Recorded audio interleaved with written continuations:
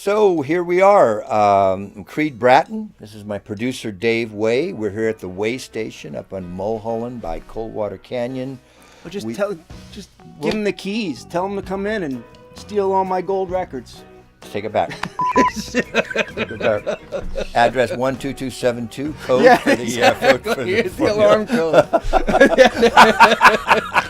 We're here discussing my sixth solo album, Tell Me About It, that I recorded at the Way Station with my Grammy Award-winning producer, Dave Way.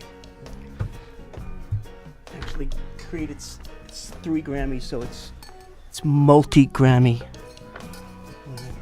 Multi-Grammy. Hey, thanks for coming. I'm Creed Bratton, and I do this all. I did so much of this last night. I'm so tired of this right now, but here we go. Hey, Creed Bratton here, talking about my new me to tears. Balls. I knew that I wanted to be in the business when I was born. Actually, my relatives and family were around the bassinet, and they were all crowded around like this and going goo goo goo goo gaga and pointing at me like this. And I remember my first thought was, "You're in my light," and it drove me nuts even then. Lately, I've had a lot of discussions with people about the fact that the CD is dead, as a format. It's like it's gone, and everybody's always asking where are things going. And so after we had about 4 songs, it kind of dawned on me that it was like, this is Creed's life story right here, because some of the songs were literally from like 30 years ago that you had written 30 years ago.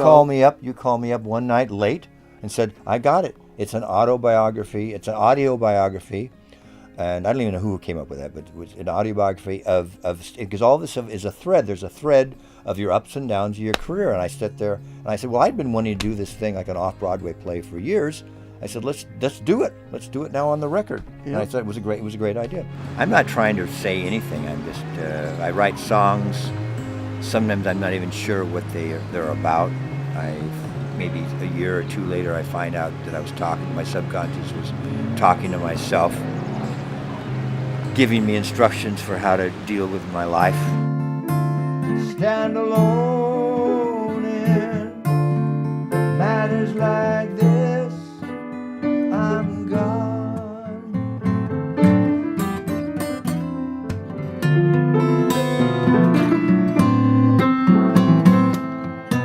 I'm Dylan O'Brien. I'm a Los Angeles studio musician and songwriter, and a lot of these guys think they came up with their own parts, but it's really just me kind of.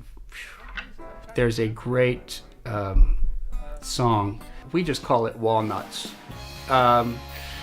It's a song that sounds very, very large, and it's reminiscent of the old Los Angeles Wrecking Crew years from their mid-'60s to mid-'70s that we love, and it just comes. It's like a Phil Spector moment. It just comes blasting out, and it sounds like it was recorded in old Capital A or Gold Star or one of these old classic LA recordings, but it's very modern at the same time, and so that's my favorite. He's a savant, and he the way he composes is very ethereal and mysterious. So it's always interesting trying to decipher what he was thinking, and then try to turn it into something that's actually musical.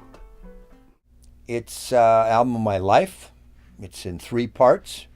Act 1 is about getting a guitar at 13, playing professionally at 17, having a dream, and actually seeing that dream come true with the Grassroots. It was a ride and a half.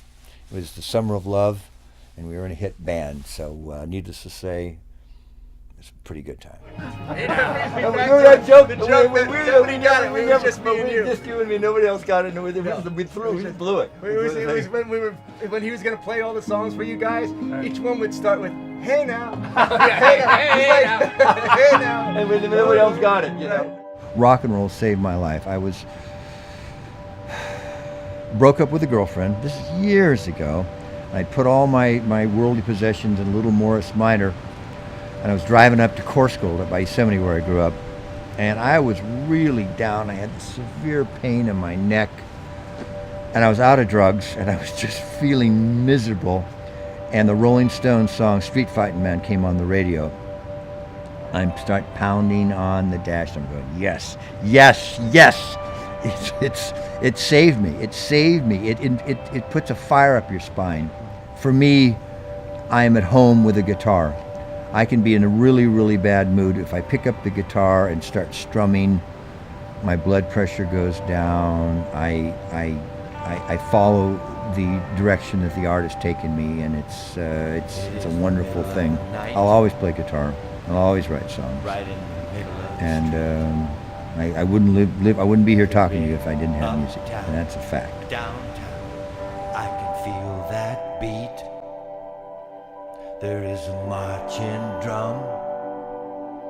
There is a song unsung. It could be